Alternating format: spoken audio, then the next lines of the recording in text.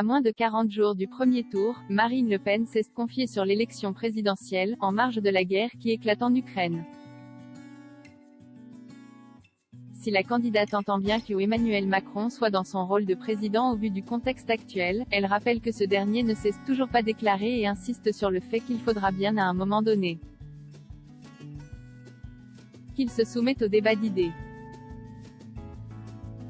Persuadée d'être la seule à pouvoir battre le président lors des prochaines élections, les derniers sondages la placent toujours à la seconde place dans les intentions de vote, avec 18% contre 27% pour Emmanuel Macron. Marine Le Pen n'en reste pas moins touchée par de nombreux cas de désertion, puisqu'ils sont plusieurs à avoir quitté les rangs du Rassemblement national pour rejoindre le parti d'Éric Zemmour.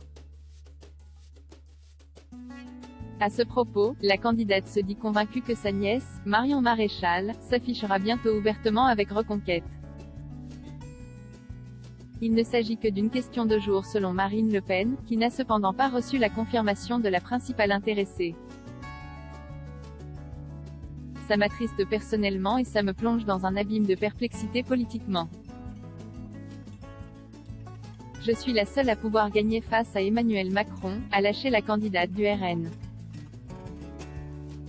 Marine Le Pen prend ses distances avec Vladimir Poutine. La candidate RN a également été interrogée sur ses relations avec Vladimir Poutine, à qui elle avait rendu visite au Kremlin avant l'élection présidentielle de 2017. Marine Le Pen a assuré à BFM TV que le président russe n'était plus tout à fait le même qu'il y a 5 ans. Aujourd'hui, Vladimir Poutine est un adversaire, a-t-elle déclaré avant d'ajouter, hier, quand il combattait le fondamentalisme islamique, il était un allié. La candidate RN estime que Vladimir Poutine a eu tort et qu'il a franchi une ligne rouge en prenant la décision inadmissible d'envahir l'Ukraine.